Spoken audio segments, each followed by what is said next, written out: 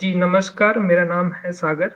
मैं सागर संगारी के नाम से अपनी कविताएँ लिखता हूँ और पढ़ता हूँ। मैं सबसे पहले जन सरोकार मंच का धन्यवाद देना चाहूँगा, जिनके माध्यम से मैं अपनी कविता और अपने विचार आप सभी के साथ साझा कर पा रहा हूँ। मंच की थीम है या विषय है, कविता जब बोलती है। मेरे विचार में ये बिल्कुल सत्य है। कविताएँ बोलती हैं और हमेशा से बोलती आई है। क्योंकि जिन बातों या विचारों पर लोग और समाज अक्सर कुछ भी कहने या सुनने से बचते आए हैं, ऐसे लोगों और समाज के बीचों-बीच दबी चीखों के लिए कविताएँ हमेशा से एक माध्यम रही है। मैं भी आज अपनी कविताओं के माध्यम से अपने विचार और कुछ सवाल आखिर तक आप सभी के लिए छोड़कर जाना चाहूँगा। पहली कविता जो मैं आप सभी के लिए पढ़ूँगा, उसका मुख्य बिंदु है बँटवारा। जी हाँ, बँटवारा इसी से आप सभी परिचित होंगे। तो लिखा है कि अक्सर बँटवारे में अक्सर बँटवारे में सिर्फ़ घर और खेत नहीं बाँटे जाते।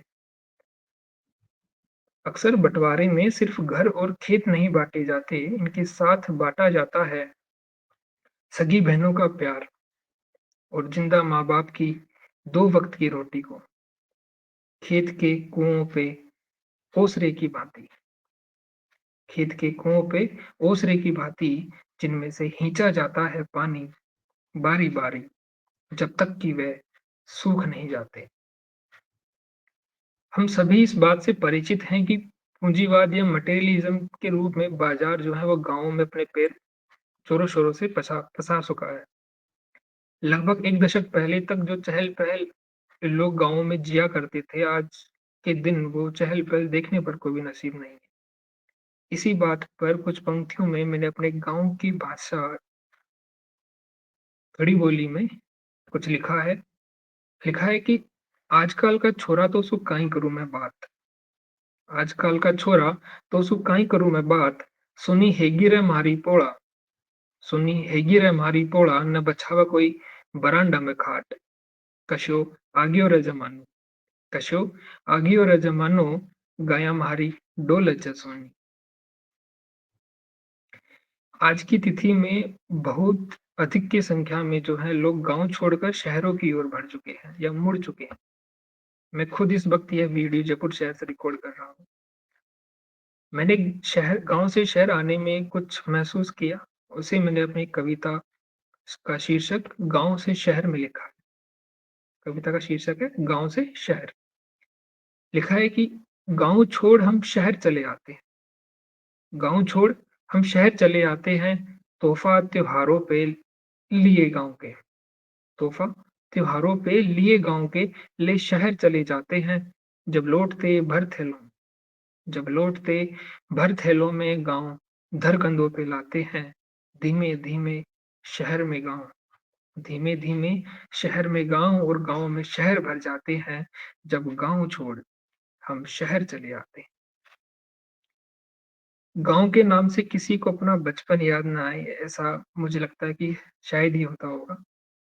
गर्मी की छुट्टियों में जब हम गाँव जाते थे, तो हम सभी की यादों में एक याद ज़रूर होगी कि गाँव में महिलाएँ जो है अक्सर गोदड़ी बनाया करती थी। हमारी माताएँ, जीजी जो होती हैं, वो हमेशा गोदड़ी बनाती थी। जो गुदड़ी नहीं जानते उन्हें मैं बता दूँ कि गुदड़ी एक बिछोना होता है। इसमें पुराने और ख़ास तौर से बड़े कपड़ों को एक नए कपड़े के भीतर सिलकर बनाया जाता है और नया कपड़ा जो होता है वो अधिकतर सफ़ेद रंग का होता है, गुदड़ी का।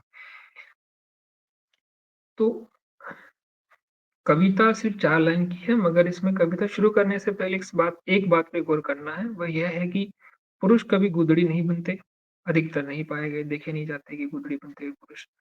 और महिलाएँ जब गुदड़ी बुनती हैं, तो वे उसे खुद अपने हाथों से सुई से सिलकर बनाती हैं। तो कविता का शीर्षक है गूदड़ी।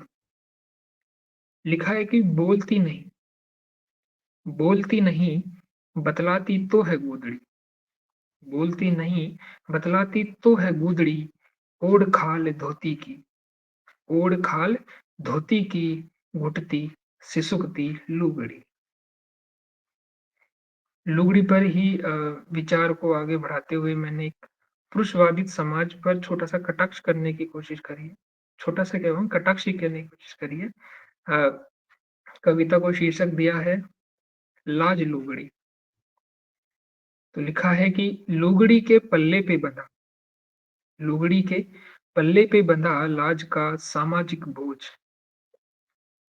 कभी ढाँक नहीं पाया माँ की ममता को, जो खींच लाती है घनी भीड़ में भी एक नन्हे बच्चे को लुगड़ी की लाज में बैठी अपनी माँ के पास। जैसे कि मैंने अभी बताया कि मैं इस वक़्त शहर में हूँ, तो शहर में गाँव में कुछ फ़र्क को मैंने अपनी कविता जो है जिसका शीर्षक है शहर सोतन, इसमें लिखा है कविता का शीर्षक शहर सोतन। इसमें लिखा है कि चकाचौंध ये चमकती लाइट, चकाचौंध ये चमकती लाइट, बैठा शहर के बीचों-बीच, इस शहर को जैसे दुश्मन देखता हूँ।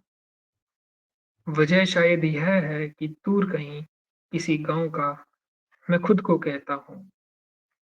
चंद घंटों का है रास्ता चंद घंटों का है रास्ता गाँव से इस शहर का, मगर हर बार सफ़र में मगर हर बार सफ़र में बस की खिड़की से 4 पीढ़ी के गुज़रते 100 बरस नज़र आ जाते हैं।